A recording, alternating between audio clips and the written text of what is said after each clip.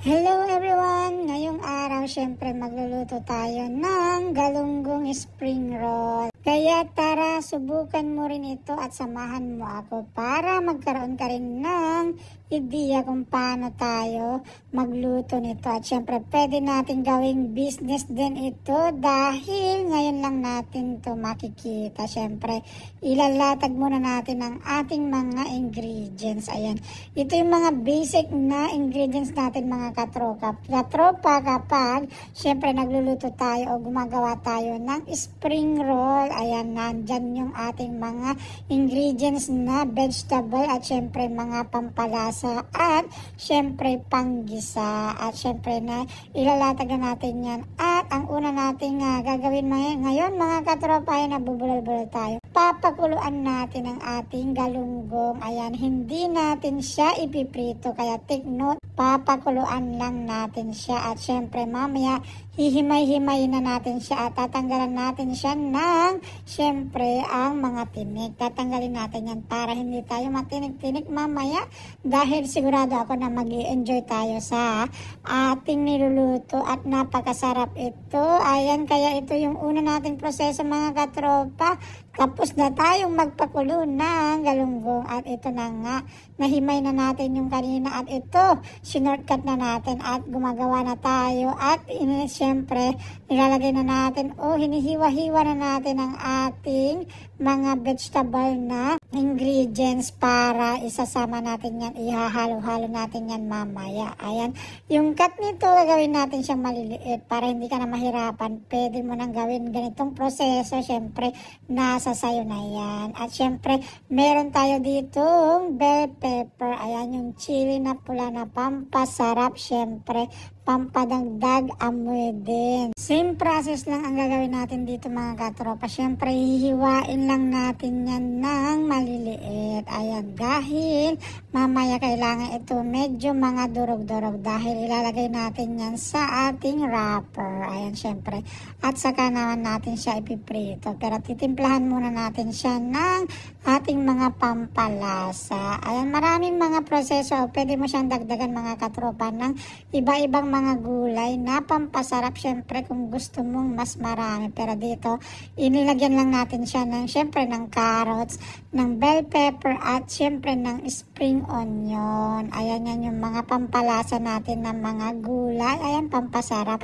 At syempre mamaya ihahalo din natin yung ating mga ibang ingredients tulad nung ating itlog. Ayan, ihahalo natin yan. Imimix-mix lang natin mga katropa. Pero dito, pwede mong dagdagan yan ng mga ibang mga ingredients na pampadami. Lalo na kung ito naman ay gagawin mong pang negosyo. Ayan, syempre, mas mapapadami ang iyong magagawa kapag meron kang mga iba-ibang mga gulay na ilalagay dyan. At pwede mo rin naman itong syempre dagdagan ng mga iba-ibang gulay. Nasa sayo na yan. Pero ito dahil para lang sa ating pamilya, syempre, bibigyan din natin ng special na mga gulay na pampasarap na masustansya pa. Syempre, yan yung mga gulay na makakatipid tayo, lalong-lalo na kapag ngayong tag-gutom. Ayan, tag-gutom na mga katropa, ang hirap-hirap at ang mahal ng mga bilihin. Kaya ang una nang din gagawin, ayan, dahil na-mix na natin, syempre ay imimix pala natin ang ating, syempre gigisa muna natin ang ating mga ingredients. Ayan, kapag ginisa mo, syempre titimplahan mo na yan mga katropa, ilalagay mo na yung mga gulay-gulay at syempre isasabay na rin natin, ihahalo at imimix yung ating galunggong na hinimay, pinakuluan at hinimay kanina. Tinanggalan na natin siya ng mga tinik-tinik para hindi na matinik ang ating mga kakain, lalong-lalo na kapag meron tayong kasamang bata. Sigurado ako mag-i-enjoy siya sa kakainin niya at lalong-lalo na sa kanyang ulam dahil kakaiba. Ayan mga katropa, nilagay na natin ang ating mga bawang, siyempre sa kasibuyas. Igigisa lang natin ang ating mga vegetables at syempre ihahalo na natin yung mga yan. At ang susunod natin proseso kapag naluto na natin ang ating syempre galunggong, ayan, at saka yung mga gulay-gulay, ayan, syempre ilalagay na natin yan sa wrapper. At yun na nga, ipiprito natin siya para maging spring roll na siya. Ayan, ganun lang siya ka-easy mga katropa. At ganun lang siya ka-basic.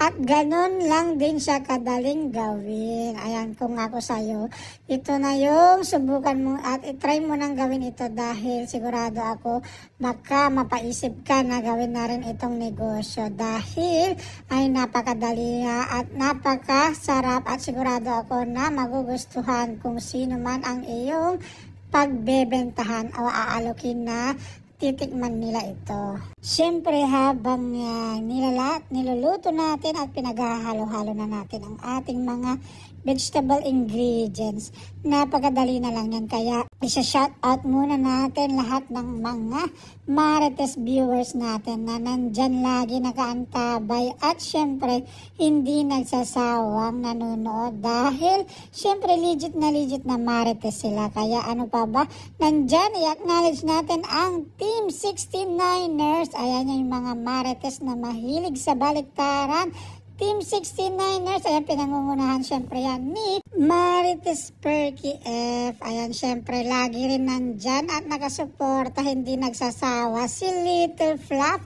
Kasama niya si Eric Kids Story. Ayan, napapa-get out silang dalawa, napapasabay sa get out. At ako po tuwing meron tayong syempre tanong at syempre may mga trivia, lagi silang nandyan nakaantabay. Kasama rin nila syempre si Usipina Adaming 18. Ayan, magkakatabi yan. Kasama niya syempre si Marjo Mix TV at syempre si Jumichelle Vlog. At nandyan din si Debris the Bob. Ayan, syempre kasama niya si GT Vlog. Ayan, laging present yung mga yan dahil legit na Marites sila. Hindi lang sila sa bingo active na active, kundi syempre sa mga Maritesan din. Ayan, syempre nandyan din ang mga Thunders na hindi magpapaiwan at syempre hindi iniiwan ang kanilang arenola. Laging dala-dala nila.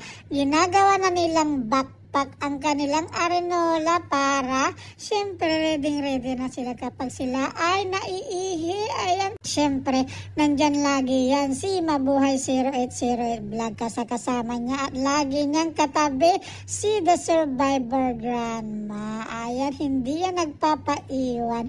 Lagi silang classmate, the Mamasang Thunders. Ayan, syempre lagi yan nandyan at nakaantabay. At syempre nandyan din ang dalawang sisters na nakulbat ang get out. Ayan, ang mga sex bomb dancer na napariwara, walang iba kundi ang get out. Nandyan lagi yan si Lutz Dutado at syempre kasama niya ang kanyang sister na si Lutz CV na laging naku. Ayan, syempre kasama nila kapag tinabi natin na nakulbat, hindi rin magpapaiwan ang Team Musang Nakulbat Celtic Family. Ayan, laging nandyan yan.